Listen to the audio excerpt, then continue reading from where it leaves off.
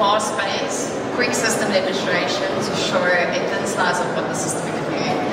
And basically, in a nutshell, HSEC Online is an online-based solution that allows you to access the system from anywhere. So contractors, mine operations, you can manage your safety files from anywhere. Safety files are configured using the different modules, company, people, equipment, and they all come together under shared information where we manage our projects. Now, the first portion of onboarding is actually the onboarding of the contractor. So they would send through a request to start sharing, as well as complete all their project details. As soon as it's submitted, it will workflow to the dashboard for approval, and from your dashboard, you can then navigate to the approval. You can see the contractor's project, their vendor number, who is this company, their contractor owner. We can also drill down into finer details. So what is their detailed scope of work? What is their risk classification? What are they doing on site? Once you approve this request, that is when the system officially initiates the safety file.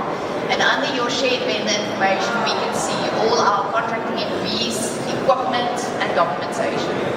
Our shared vendor listing will show all our active projects from contractors working on the site at the moment with start date and end date. And with a click of a button, we can get into their safety files. We can see every single document that they've submitted in their safety file with the status at this specific moment. Is it company legals? Is it project documentation, equipment, employees, and so on? From the contractor side, it looks exactly the same. They've got upload buttons where they can upload each document one by one. And as soon as they upload it, the system workflows the document to approval. It will show on your dashboard all the documents waiting for your approval, and you can quickly go to the approval screen to then start action. There's also logic built into the system that you can't approve a document without even viewing it. So if you do try to click on that button, the system will tell you need to at least preview it before you can actually approve it. Once you've previewed it, you can also go into the fine details of that document, like the history. Show me when this document was loaded, if it was edited, when last was it approved, when did they load it again. And if there's something wrong, you can reject it, but you do need to provide a reason why. As soon as you've completed your reason, click on the reject button. Every single approval, rejection sends out an email alerts to the contractor so you know exactly what's going on at any specific moment. You can see the email, you can see it's been rejected, this is the reason, log on from anywhere, rectify that rejection, and then load it in the system again. Next, we move into the employee onboarding, where we start onboarding every single employee that's working on this project. When we start looking at the onboarding of the employee, we try to get the full scope. Who is this employee with his personal details? What will he be doing on our site with his job descriptions? Now, the job descriptions that they select on the onboarding is based on your job description matrix that's defined and built in the system, and they need to select from your job descriptions. We've got job specs. Will you be working in heights? Will you be working in confined spaces? We get the full scope. Now, with all this information, there is so many reports available from your relisting, documentation status, your vendor listing, but we're going to focus on the compliance reporting, because the first level of compliance reporting is your safety file summary, which shows you what is the compliance of a specific project at the moment. First page will show you the details of the project, start date, end date, the compliance, your documentation status. We go into the employee matrix, showing you all the employees that are working on site, whether they're competent or not competent. We've got a watch list that shows us all the documentation that's currently affecting our compliance or due in the next 30 days.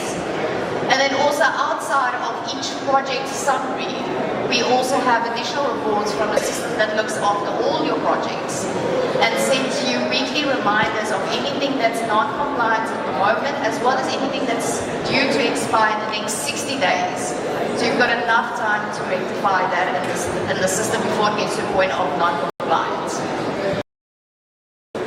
Now, this is really a lot of reminders and reports available to manage your compliance. And once you start working on site, there's also more modules.